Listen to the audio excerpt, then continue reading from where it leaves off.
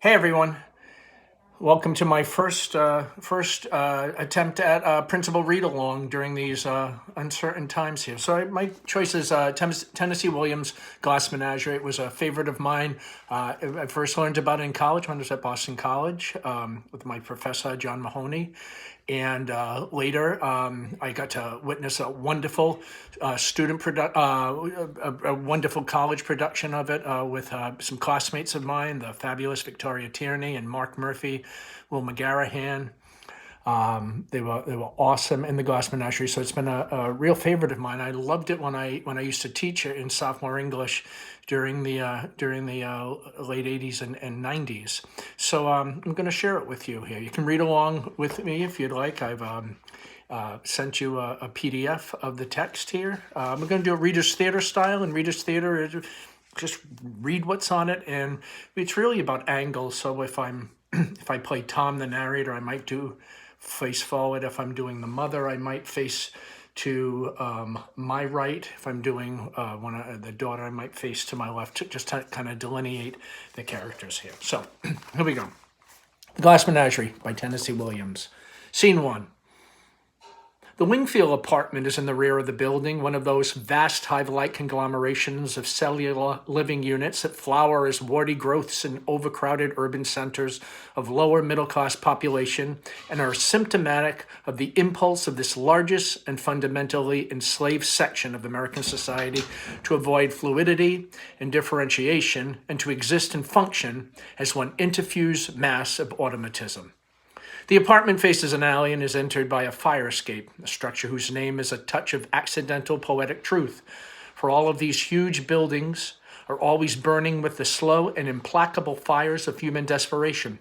The fire escape is part of what we see, that is, the landing of it and the steps descending from it.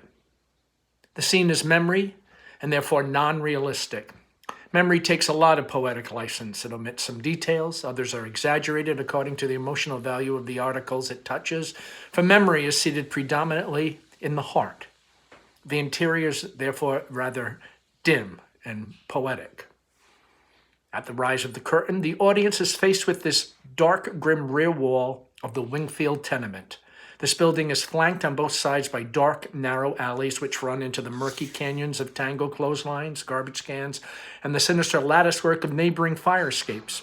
It is up and down these side alleys that exterior entrances and exits are made during the play. At the end of Tom's opening commentary, the dark tenement wall slowly becomes transparent and reveals the interior of the ground floor Wingfield apartment. Nearest the audience is the living room, which also serves as a sleeping room for Laura, the sofa unfolding to make her bed. Just beyond, separated from the living room by a wide arch, or a second proscenium with transparent faded portieres or second curtain, is the dining room. In an old-fashioned whatnot in the living room are seen scores of transparent glass animals. A blow-up photograph of the father hangs on the wall of the living room to the left of the archway. It is the face of a very handsome young man in a doughboy's First World War cap. He is gallantly smiling, ineluctably smiling, as if to say, "I will be smiling forever." Also hanging on the wall near the photograph are typewriter keyboard, or a typewriter. Also hanging on the wall near the photograph are a typewriter keyboard chart and a Gregg shorthand diagram. An upright typewriter on a small table stands beneath the chart.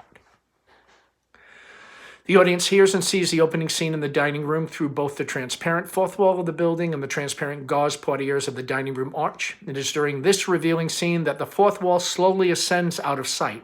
This transparent exterior wall is not brought down again until the very end of the play during Tom's final speech. The narrator is an undisguised convention of the play. He takes whatever license with dramatic convention is convenient to his purposes. Got my water. Tom enters, dressed as a merchant sailor, and strolls across the fire escape. There he stops and lights a cigarette. He addresses the audience. Yes, I have tricks in my pocket. I have things up my sleeve, but I am the opposite of a stage magician. He gives you illusion that has the appearance of truth. I give you truth in the pleasant disguise of illusion. To begin with, I turn back time. I reverse it to that quaint period, the 30s, when the huge middle class of America was matriculating in a school for the blind. Their eyes had failed them, or they had failed their eyes, so they were having their fingers pressed forcibly down on the fiery braille alphabet of a dissolving economy. In Spain, there was a revolution. Here, there was only shouting and confusion. In Spain, there was Guernica. Here, there were disturbances of labor, sometimes pretty violent, in otherwise peaceful cities such as Chicago, Cleveland, St. Louis. This is the social background of the play. Music begins to play. The play is memory. Being a memory play, it is dimly lighted, it is sentimental, it is not realistic. In memory, everything seems to happen to music. That explains The Fiddle on the Wings. I am the narrator of the play, and also a character in it. The other characters are my mother, Amanda, my sister, Laura, and a gentleman caller who appears in the final scenes. He is the most realistic character in the play, being an emissary from a world of reality that we were somehow set apart from. But since I have a poet's weakness for symbols, I am using this character also as a symbol, for he is the long-delayed but always expected something that we live for. There's a fifth character in the play who doesn't appear, except in that larger-than-life photograph over the mantel. This is our father who left us a long time ago. He was a telephone man who fell in love with long distances. He gave up his job with the telephone company and skipped the light fantastic out of town. The last we heard of him was a picture postcard from Mazatlan. Okay. The last we heard of him was a picture postcard from Mazatlan on the Pacific coast of Mexico, containing a message of 2 words: hello, goodbye, and no address. I think the rest of the play will explain itself. Amanda's voice becomes audible through the portieres. Legend on the screen, Où sont les neiges? Tom divides the portieres and enters the dining room. Amanda and Laura are seated on the drop-leaf table. Eating is indicated by gestures without food or utensils. Amanda faces the audience. Tom and Laura are seated in profile. The interior has lit up softly, and through the scrim we see Amanda and Laura seated at the table. Amanda calling, Tom? Yes, Mother. We can't say grace until you come to the table. Coming, Mother. He bows slightly and withdraws, reappearing a few minutes later in his place at the table.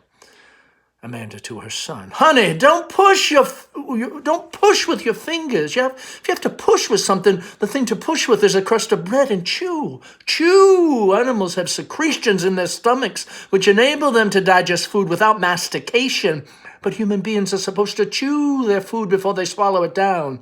Eat food leisurely, son, and really enjoy it. A well-cooked meal has lots of delicious flavors that have to be held in your mouth for appreciation. So chew your food and give your salivary glands a chance to function. Tom deliberately lays his imaginary fork down and pushes his chair back from the table. I haven't enjoyed one bite of this dinner because of your constant directions on how to eat it. It's you that makes me rush through the meals with your hawk-like attention to every bite I take. Sickening, spoils my appetite, all this discussion of animal secretion, salivary glands, mastication. Amanda lightly. Temperament like a metropolitan star. Tom rises and walks toward the living room. You are not excused from the table. I'm getting a cigarette. You smoke too much. Laura rises.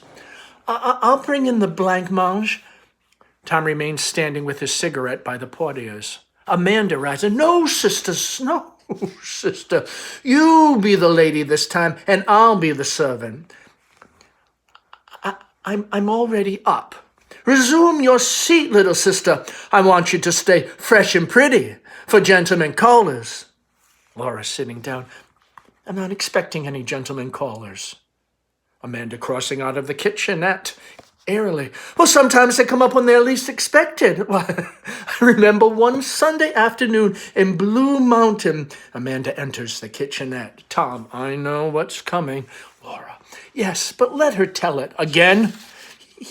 She loves to tell it. Amanda returns with a bowl of dessert. One Sunday afternoon in Blue Mountain, your mother received 17 gentlemen callers. Why, sometimes there weren't chairs enough to accommodate them all. We had to send the servant over to bring folding chairs from the parish house. Tom, remaining at the party, as, how did you entertain those gentlemen callers? I understood the art of conversation. I bet you could talk. Girls in those days knew how to talk, I can tell you. Yes? Image on the screen. Amanda is a girl on a porch greeting callers. They knew how to entertain their gentlemen callers. It wasn't enough for a girl to be possessed of a pretty face or a graceful figure, although I wasn't slighted in either respect. She also needed to have a nimble wit and a tongue to meet all occasions. What did you talk about?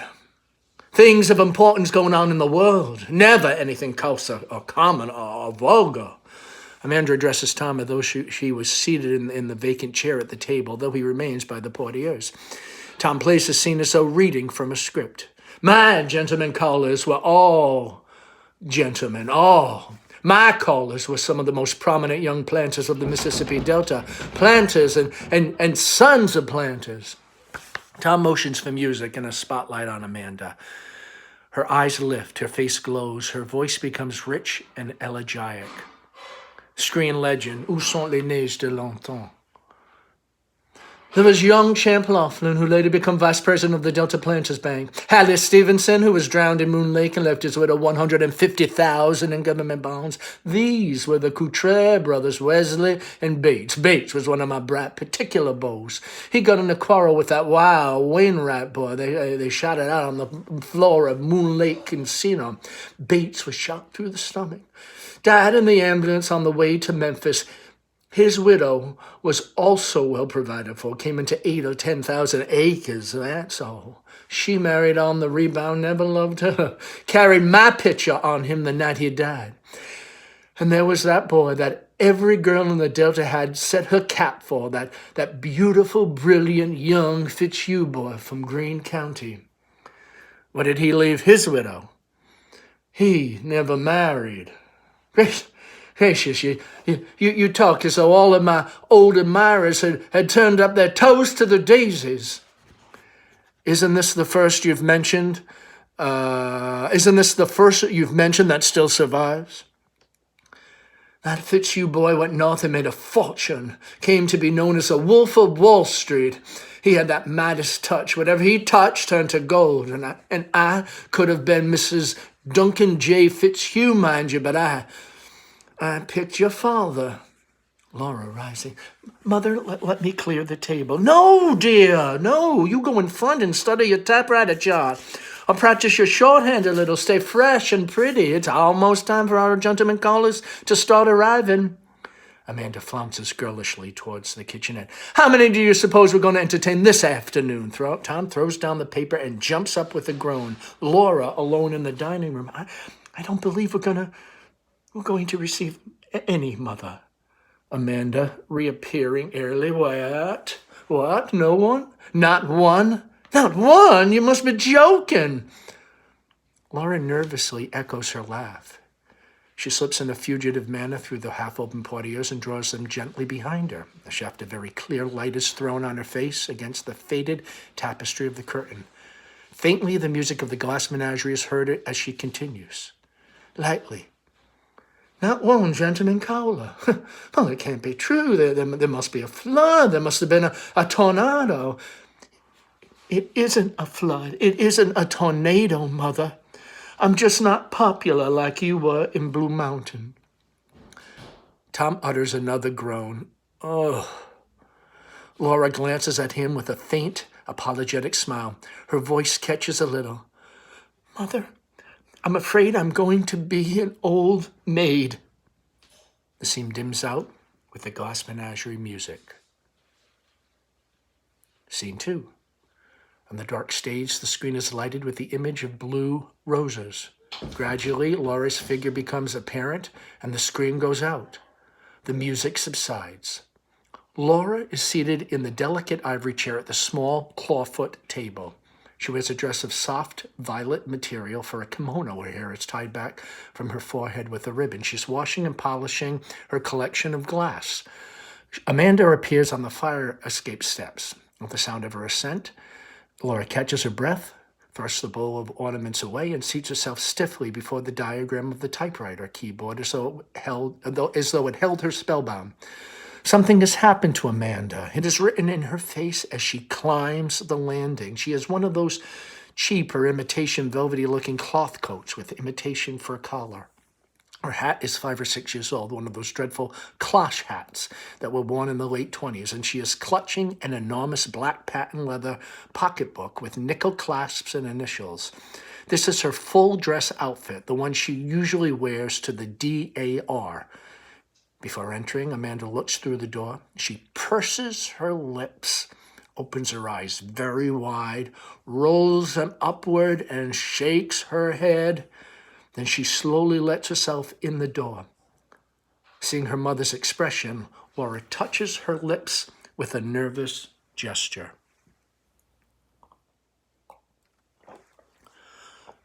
Hello, Mother. Laura makes a nervous gesture toward the chart of the wall. Amanda leans against the shut door and stares at Laura with a martyred look.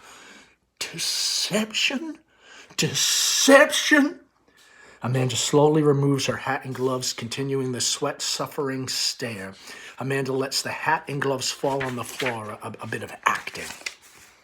Laura, shakily, how was the DAR meeting? Amanda slowly opens her purse and removes a dainty white handkerchief, which she shakes out delicately and delicately touches her lips and nostrils.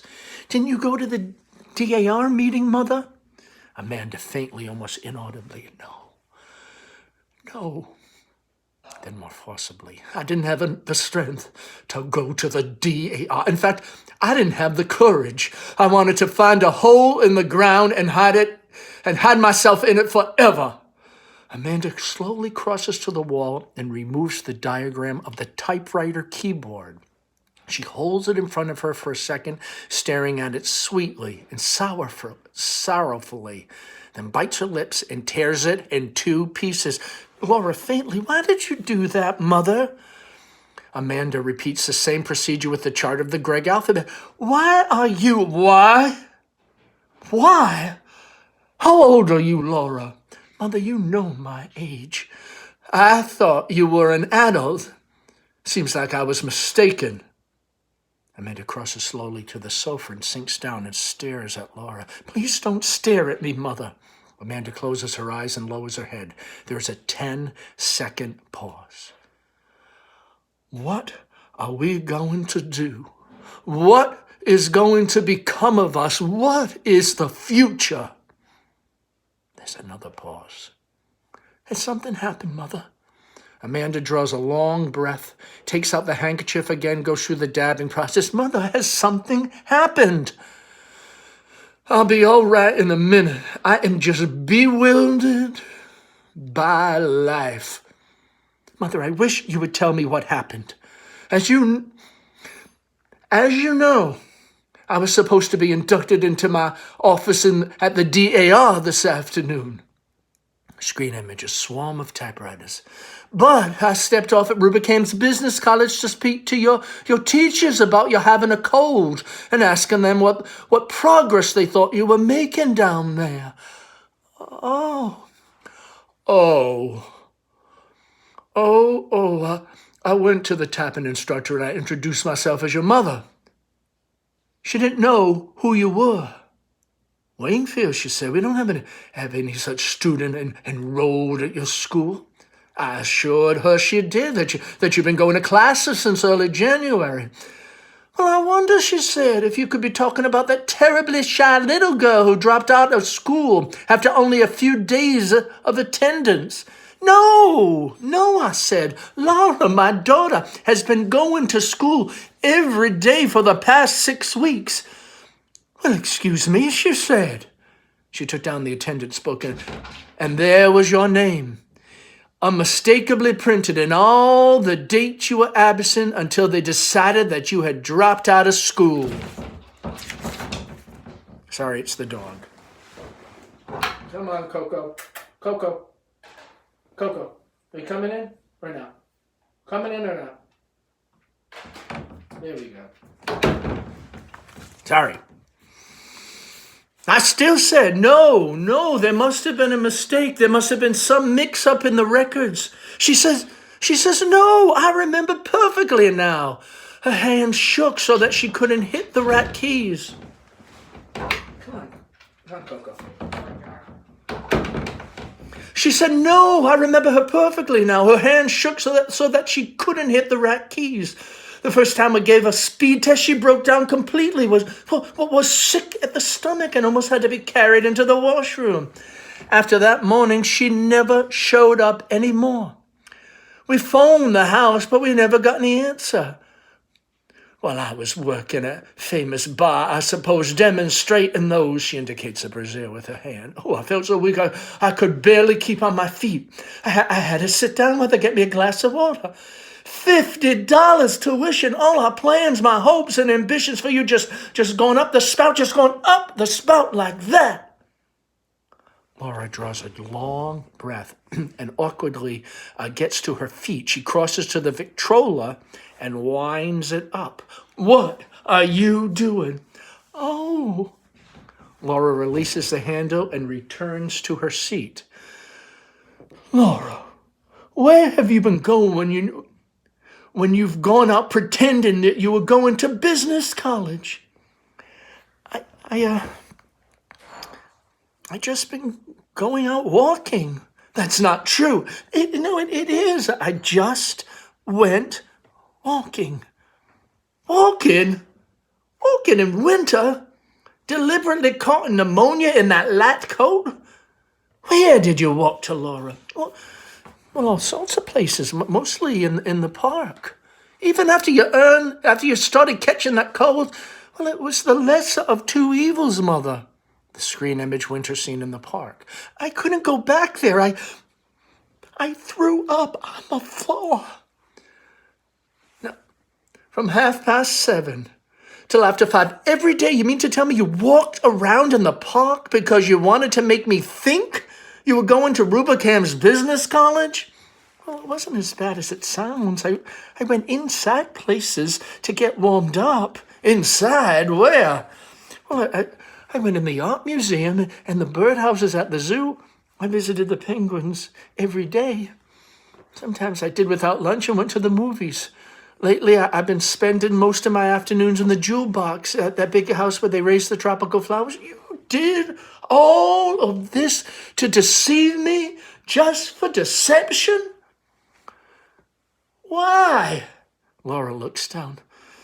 Mother, when you're disappointed, you get that awful suffering look on your face, like the picture of Jesus' mother in the museum. Oh, hush. I couldn't face it. There is a pause. A whisper of string is heard. Legend on the screen, The Crust of Humility. Amanda fingering the huge pocketbook. So what are we going to do the rest of our lives, Stay home and watch the parades going by? Amuse ourselves with the glass menagerie, darling? Eternally play those worn-out photograph records your father left as a painful reminder of him? We won't have a business career. No, we've given it up because it gives us nervous indigestion. Amanda laughs wearily. What is there left but dependency all our lives?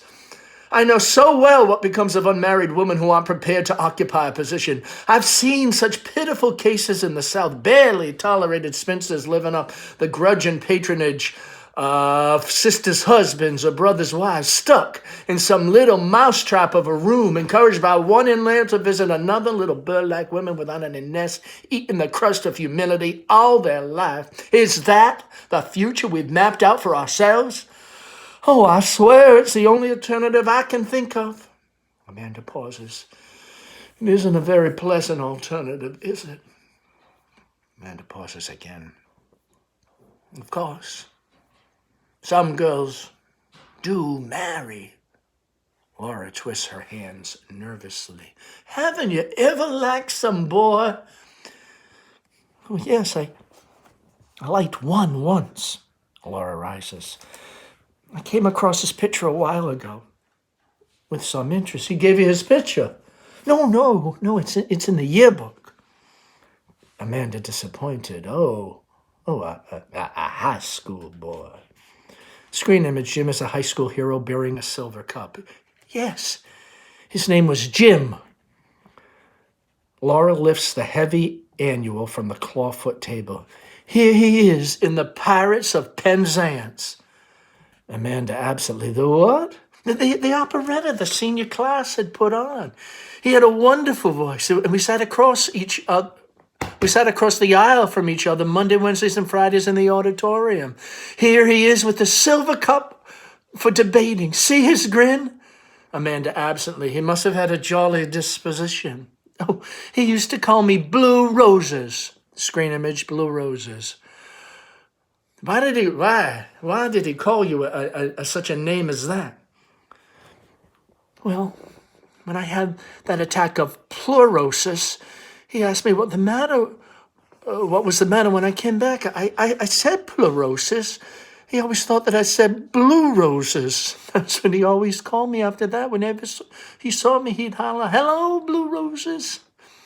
I didn't care for the girl he went out with, Emily Meisenbach. Emily was the best-dressed girl at Solden. She never struck me, though, as being sincere. It says in the personal section, they're engaged, and that's 6 years ago. They must be married now. Girls that aren't cut out for business careers usually wind up married to some nice man. Amanda gets up with a spark of revival. Sister, that's what you'll do. Laura utters a startled, doubtful glance. She reaches quickly for a piece of glass. But Mother, yes. Laura, in a tone of frightened apology, I'm crippled. Nonsense, Laura. I've told you never to use that word while you're not crippled. You just have a little defect, hardly noticeable even when people have some slight disadvantage like that. They cultivate other things to make up for it, develop charm and vivacity and charm. Well, that's what you have to do. Amanda turns again to the photograph. One thing your father had plenty of was charm. The scene fades out with music. So, those are the first two scenes of the Glass Menagerie. I hope you enjoyed those. I found over the years when teaching the Glass Menagerie that there's many different, there's subtleties in different texts that are published. So this is one that I've had for a few years, but there might be some slight variations in the one that you're following along with that I sent out in the cardinal notes.